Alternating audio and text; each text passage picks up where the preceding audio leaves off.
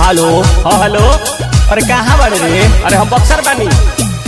अरे आप ना कोचस तोर माल आइल बिया उठलाली मार के। कोचस? हाँ रे। बोलबे झूठ, तू तो घरे बिया। अरे ना कोचस नहीं बिया। अरे उ दवाई ले तो गई होई ना। अविनाश जी के दुकानिया पे देखल हनी रिचार्ज करवावतिया। रिचार्ज? हाँ जियो के हो। सुन तोरा से बात यारवा कहतनी सही लागोता माठा एकर दूसरे मोही। पगलाई बड़े। अरे ना रे सोच कहतनी बात मानना। तोरा से बात यारवा कहतनी सही लागोता माठा एकर दूसरे मोही। करबे दिमाग करो। तोरा संगे बहुत बड़ा काई छल भइल बा। बुझना सब बुझता नहीं। तोरा संगे बहुत बड़ा काई छल भइल बा। अरे सुन, तोरा बारे में पता हमरा चल गइल बा। बुझले?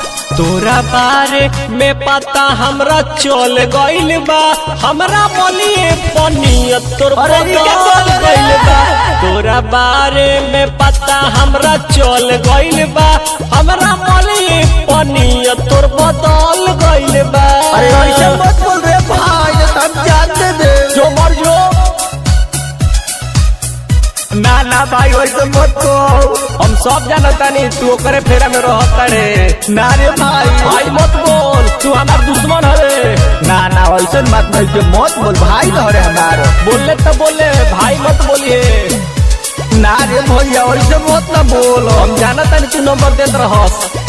ना बचपन के यारी पसक कैली हले कैसे बदल गईले भाई भाई भाई। अरे चुप। जाती न बतिया के पता तोरा चोली ओ दिन याद हमरा आई। हम सब जानता नहीं, तू अपना फेरा में बड़े। सुन, हम जानता नहीं बात, तू तो करता रे घात। नारे हंसी के ताकस तू तो कइल चाहस बा।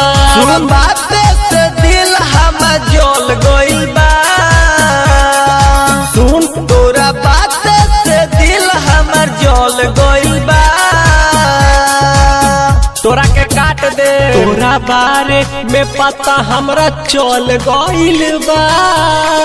अरे ना रे। तोरा बारे में पता हमरा चल गइल बा।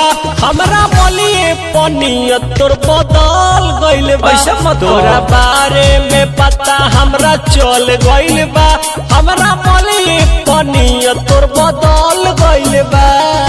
जानले भाई पे सब करते जानते अमित भैया के साथ देखल फुचका खा चौक पे दिनारा डोआ में। तू सही बोला तड़े।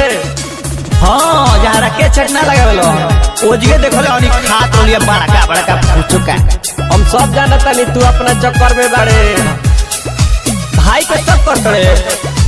तू नंबर काहे के मांगत रहस ओकरा ले? नंबर मांगत रही पूछे खाली ना का हाल बा। तोरा से निमन हमार रोहित दुश्मन। अच्छा। हमरा तो गमनाई रोहित अरे जो ऐसन नीच बतिया ना बोलित। चुप रह। बहुना हमारा से कहित तोर मुंह नहीं की देखल चाहत। ना वैसे मत कहो। हे राजा राकेश ढेरे बोला ना विशेष। और बाप रे बाप। जानी तोर नियत तू बदलले बड़े भे। अभी नसवा के दाल पूरा गोल गइल बा। फिर बोल बोल चढ़ के। अभी नसवा के दाल पूरा गोल गइल बा। एकदम लखोर हवे कारे। तोरा बारे में पता हमरा चल गइल बा।